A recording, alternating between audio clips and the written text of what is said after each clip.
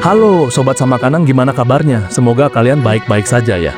Seperti biasa, pada video kali ini kita akan membahas preview cerita Donghua BTTH episode ke-204, yang dimana pada episode sebelumnya, di tengah kekacauan perang antar formasi, Huang Tian diam-diam menerobos ke inti 9 musim semi yang tenang, berniat menculik Cailin yang sedang berada di fase evolusi paling kritis dan tak berdaya, demi memaksa Xiaoyan tunduk. Namun tepat saat ia hendak bergerak, tekanan jiwa mengerikan tiba-tiba turun dari langit. Yellow Spring Divine Anger dilepaskan dari jarak jauh, menghantam Huang Tian hingga terpental menghancurkan pegunungan. Kemunculan Xiaoyan mengguncang seluruh medan perang. Dengan aura Dousheng bintang 5-nya yang stabil dan niat membunuh yang nyata, ia menegaskan satu hal, siapapun yang menyentuh Cailin akan dimusnahkan. Tak lama setelah itu, pertarungan pun meledak. Huang Tian mengandalkan kecepatan Absolute Demon Phoenix Steps, mengepung Xiaoyan dengan ribuan bayangan emas. Namun Xiaoyan menutup matanya menggunakan persepsi spiritual tingkat tinggi, menembus ilusi dan melukai Huang Tian secara frontal. Saat terdesak, Huang Tian berubah ke wujud Phoenix emas raksasa, sementara Xiaoyan membalas dengan serangan jiwa Yellow Spring Divine Anger dan teratai api mematikan.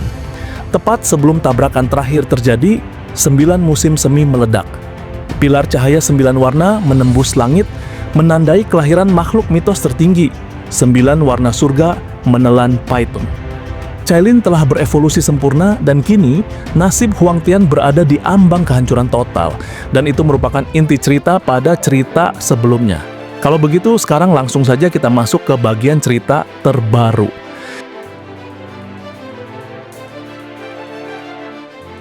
Cerita ini berlanjut dengan diperlihatkan untuk mengakhiri perlawanan itu, Cailin kemudian menggunakan metode yang jauh lebih mengerikan. Puluhan sisik di tubuhnya terlepas dan berubah menjadi puluhan jiwa. 7 warna surga menelan Python yang nyata. Ular-ular spiritual itu segera menjalin jaring energi yang terus menyusut dengan kekuatan absolut. Menyadari bahwa ajalnya sudah di depan mata, Huang Tian terpaksa mengecilkan tubuhnya kembali ke wujud manusia demi mencari celah untuk melarikan diri. Namun, tepat saat ia merasa berhasil lolos, sebuah ekor pelangi raksasa menghantamnya dari langit dengan kekuatan yang seolah mampu menghancurkan dunia. Tubuh Huang Tian pun terlempar layaknya bola meriam, menghantam bumi dan menciptakan sebuah ngarai raksasa selebar 10.000 kaki yang membentang hingga ke cakrawala.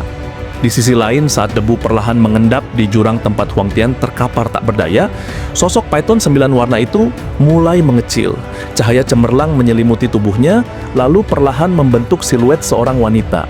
Tak lama kemudian, cahaya itu memudar sepenuhnya, menyingkap wujud Cailin yang telah kembali ke bentuk manusianya. Ia berdiri di angkasa dengan keanggunan seorang ratu yang dingin dan tak tersentuh. Kecantikannya yang luar biasa berpadu dengan aura Dousheng yang baru saja ia capai, menciptakan pesona yang sanggup melumpuhkan mental siapapun yang memandangnya. Cailin lalu mengulurkan tangannya yang halus, memberi isyarat agar puluhan jiwa ular 7 warna kembali menyatu ke dalam tubuhnya. Yao Ming dan para tetua lainnya hanya bisa berdiri terpaku. Mereka menyadari bahwa jiwa-jiwa tersebut bukanlah energi buatan, melainkan kumpulan jiwa kuno yang sangat langka dan bernilai tak terukur. Dengan sikap santai, Cailin menyapu pandangannya ke arah kerumunan, memancarkan martabat agung yang membuat para pejuang suku Heavenly Demon Phoenix gemetar ketakutan dan tak berani bergerak meskipun pemimpin mereka kini terluka parah. Di atas permukaan 9 musim semi yang tenang yang baru saja bergejolak, kehadiran Cailin dalam wujud manusianya membawa ketenangan yang mistis, sekaligus mencekam. Xiaoyan yang biasanya selalu waspada sempat terpaku selama beberapa detik. Ia menatap sosok wanita di depannya yang mengenakan gaun berwarna 9 warna yang anggun dengan lekuk tubuh yang begitu sempurna hingga mampu membuat jantung siapapun berhenti berdetak. Senyum Cailin yang malas namun mempesona menjadi pemandangan yang jarang ia lihat selama bertahun-tahun masa retretnya. Dengan suara yang masih sedikit serak karena kelegaan yang luar biasa, Xiaoyan memastikan bahwa Cailin telah menyelesaikan retretnya. Sambil perlahan melayang mendekat, ia bahkan mengabaikan ribuan pasang mata yang menatap mereka dengan penuh keterkejutan. Cailin menanggapi dengan anggukan ringan, lalu menyatakan bahwa retretnya memang telah selesai. Ia melangkah di udara, seolah berjalan di atas air, mendekati Xiaoyan hingga aroma harum yang segar dan menggoda terhirup olehnya. Pada saat yang sama, Cailin menilai bahwa kekuatan Xiaoyan juga telah tumbuh secara signifikan. Melihat hal itu, Cailin mengangkat alisnya yang melengkung indah, lalu dengan gerakan kilat yang tak terduga, mencoba menusukkan jarinya ke arah dada Xiaoyan untuk menguji refleksnya. Xiaoyan hanya tersenyum tipis dan membalasnya dengan benteng api merah muda. Menyadari hal tersebut, Cailin mendesah pelan, memahami bahwa meskipun ia telah menjadi jauh lebih kuat, suaminya masih tetap menjadi puncak yang sulit ia lampaui. Sontak Xiaoyan meraih pergelangan tangan Cailin yang halus seperti giok. Pada saat itu, ia melihat simbol-simbol ular 7 warna yang tampak hidup, merayap di bawah kulit putihnya.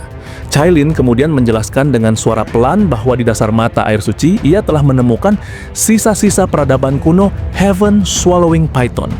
Simbol-simbol tersebut merupakan jiwa-jiwa leluhur yang telah ia serap dan satukan dengan tubuhnya. Mendengar penjelasan itu, Xiaoyan akhirnya mengerti bahwa kekuatan destruktif yang ditunjukkan Cailin saat melawan Huang Tian itu berasal dari akumulasi kekuatan ribuan tahun garis keturunan. Saat ini Cailin memang berada di tingkat Dousheng bintang 4, namun dengan bantuan jiwa leluhur tersebut, efektivitas tempurnya mampu mengancam ahli bintang 5 sekalipun. Di sisi lain, atmosfer di kejauhan tetap gelap. Huang Tian merangkak keluar dari lubang raksasa di tanah dengan tubuh yang gemetar. Pemimpin suku Heavenly Demon Phoenix itu tampak sangat menyedihkan. Harga dirinya sebagai penguasa langit telah hancur berkeping-keping oleh ekor ular Cailin. Ia menatap pasangan di hadapannya dengan rasa iri dan ketakutan yang mendalam. Menghadapi Xiaoyan saja sudah membuatnya menderita. Dan kini muncul seorang 9 warna surga menelan python yang mistis. Dengan napas tersengal, Huang Tian akhirnya mengakui kekalahannya. Namun Xiaoyan bukanlah sosok yang mudah memaafkan jika menyangkut keselamatan orang-orang yang ia cintai. Dengan nada sedingin es, ia mempertanyakan apakah pengakuan kalah saja cukup untuk membayar gangguan terhadap retreat istrinya. Bersamaan dengan itu, api surgawi di sekeliling tubuhnya kembali berkobar, menandakan bahwa ia siap mengakhiri nyawa Huang Tian di tempat itu juga. Pada saat yang sama, Cailin pun bersiap. Kilauan 9 warna mulai menyelimuti tangannya, siap memberikan serangan terakhir yang akan menghapus jejak Huang Tian dari benua ini. Kendati demikian, tepat sebelum Xiaoyan melancarkan serangannya, Huang Tian mengungkapkan sebuah informasi yang bagaikan bom waktu. Ia menyatakan bahwa jika Xiaoyan membunuhnya sekarang, maka ia hanya akan membuang waktu. Karena pada saat yang sama, sahabat kecil Xiaoyan, Sang Kaisar Naga, sedang berada di ambang kematian. Huang Tian mengungkapkan bahwa selama Xiaoyan sibuk di sini, 3 Raja Naga pemberontak telah melancarkan serangan total ke Pulau Naga Timur. Sontak jantung Xiaoyan seakan berhenti berdetak. Ia segera memeriksa segel naga di telapak tangannya, simbol koneksi jiwanya dengan Xian. Matanya membelalak saat melihat cahaya segel itu, meredup drastis dan bergetar hebat, pertanda bahwa Xian sedang berada dalam bahaya maut atau terluka sangat parah. Rasa panik yang belum pernah ia rasakan sebelumnya langsung menyapu seluruh pikirannya. Bagi Xiaoyan, Xian adalah keluarga dan tidak ada dendam terhadap Phoenix yang lebih penting daripada keselamatan gadis kecil itu. Tanpa membuang satu detik pun, Xiaoyan merobek ruang kosong di depannya, menciptakan celah spasial yang stabil menuju alam kosong. Ia tidak lagi memedulikan Huang Tian maupun pasukan Phoenix lainnya. Kecepatan kini menjadi segalanya. Namun sebelum melangkah masuk ke dalam celah ruang tersebut, ia menoleh kembali ke arah Huang Tian. Tatapannya begitu tajam hingga seolah mampu menembus jiwa sang penguasa Phoenix. Dalam sumpah yang dipenuhi amarah, Xiaoyan memastikan bahwa jika sesuatu terjadi pada Xian, maka tidak akan ada tempat di dunia ini bagi suku Heavenly Demon Phoenix untuk bersembunyi. Setiap nyawa di sukunya akan ditumbalkan untuk menebusnya. Niat membunuh yang pekat itu bergema di seluruh wilayah, membuat Huang Tian dan para tetua Phoenix mematung dalam ketakutan. Setelah itu, Xiaoyan dan Cailin melesat masuk ke dalam celah ruang, meninggalkan kehancuran di wilayah binatang menuju medan perang yang jauh lebih berdarah dan menentukan di Pulau Naga Timur.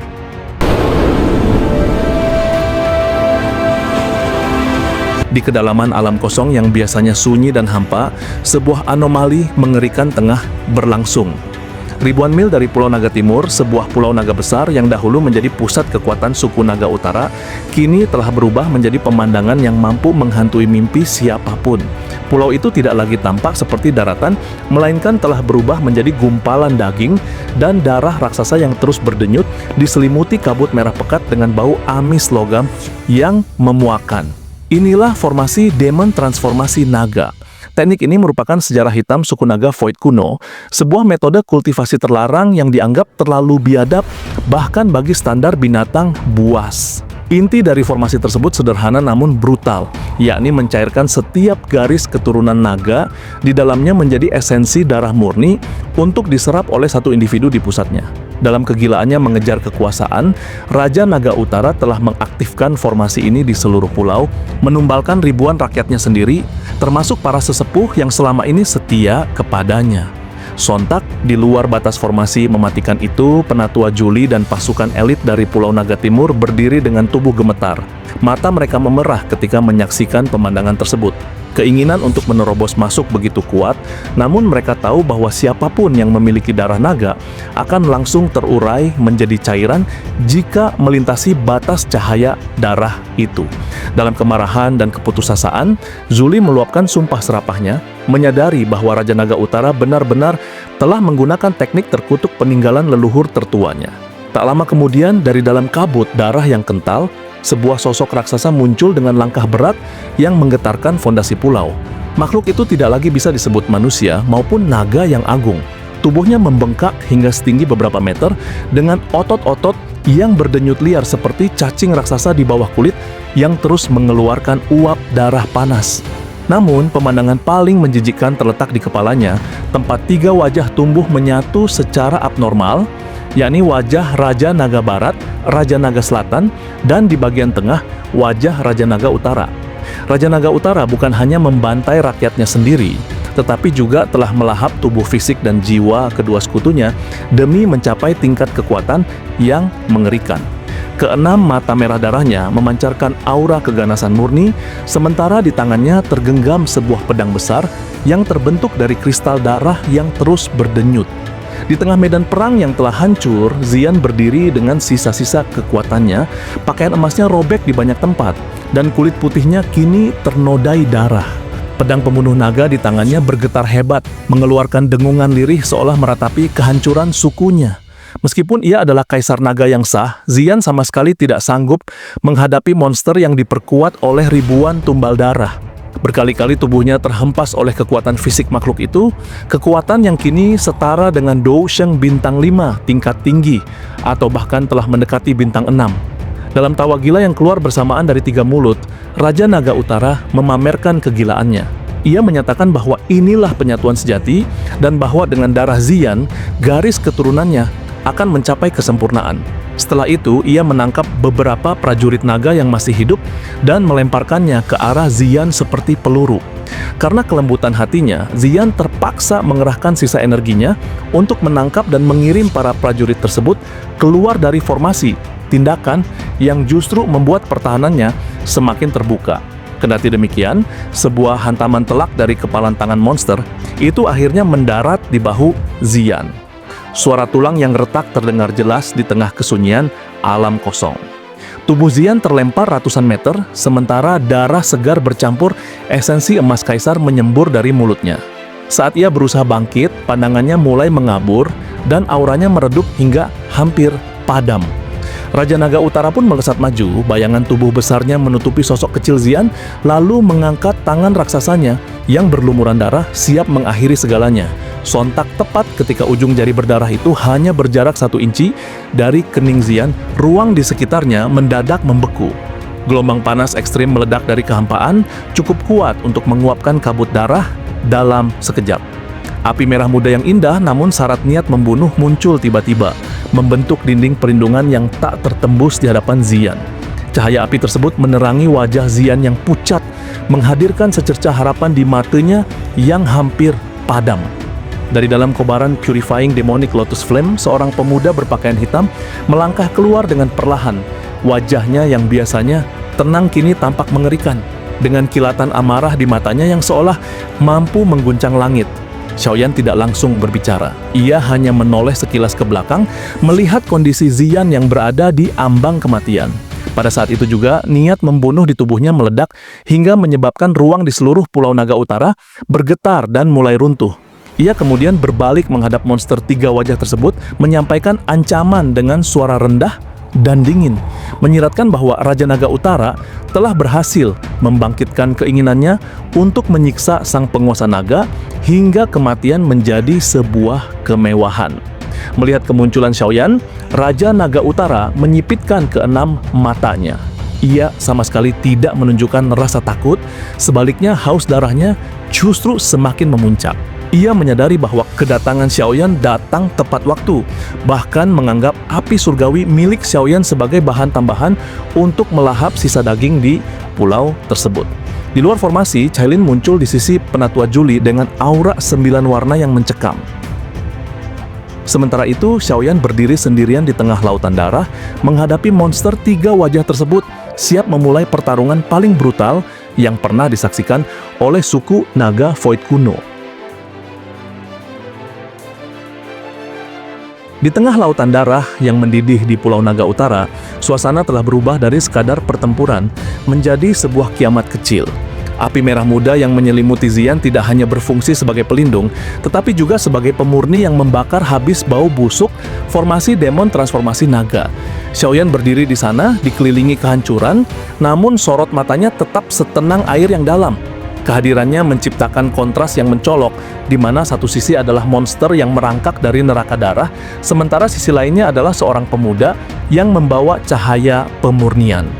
Sontak kemunculan Xiaoyan memicu gelombang emosi di luar formasi. Para sesepuh Pulau Naga Timur, termasuk Juli, merasakan harapan yang bercampur ketakutan luar biasa. Mereka memandang monster 3 wajah itu dan menyadari bahwa kekuatannya telah menyentuh batas Dousheng bintang 6. Di benua ini, perbedaan satu bintang pada tingkat Dousheng adalah jurang maut yang hampir mustahil diseberangi.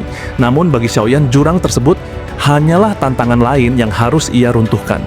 Melihat Xiaoyan berdiri di hadapannya, Raja Naga Utara melontarkan ejekan dengan suara menggelegar dari 3 mulutnya yang bergerak serempak, menyatakan bahwa keberanian Xiaoyan untuk datang ke tempat ini sama saja dengan menyerahkan nyawanya sendiri. Rasa lapar yang gila terpancar dari mata merah darahnya ketika ia menjilat bibir yang berlumuran darah, sambil mengungkapkan bahwa darah Xiaoyan mengandung esensi yang bahkan lebih kuat daripada naga manapun, dan bahwa dengan melahap Xiaoyan, ia tidak hanya akan menjadi kaisar naga, melainkan juga naik ke tingkat dewa. Di sisi lain, Xiaoyan sama sekali tidak memedulikan bualan tersebut. Pandangannya tertuju pada Ziyan yang kini telah menyusut kembali menjadi wujud gadis kecil yang rapuh. Pemandangan itu memicu amarah dingin di dalam jiwanya. Ia menepuk kepala Ziyan dengan lembut, lalu menoleh ke arah Cailin, dan dengan nada datar namun penuh keyakinan meminta agar Ziyan segera dibawa keluar, sekaligus menyelamatkan sebanyak mungkin anggota suku yang masih bernapas. Ia menyatakan bahwa formasi ini tidak akan bertahan lama setelah ia mulai bergerak. Memahami maksud suaminya sepenuhnya, Cailin hanya mengangguk singkat sebelum segera melesat, pergi membawa Ziyan menjauh dari zona maut. Tak lama kemudian, pertempuran brutal pun pecah. Raja Naga Utara meluncur seperti bayangan darah, mengayunkan pedang raksasanya yang menebas ruang dengan kekuatan yang mampu membelah Pulau Naga menjadi 2. Xiaoyan terpaksa melakukan manuver ekstrem di udara.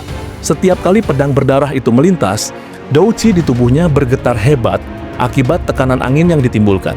Benturan demi benturan terus terjadi.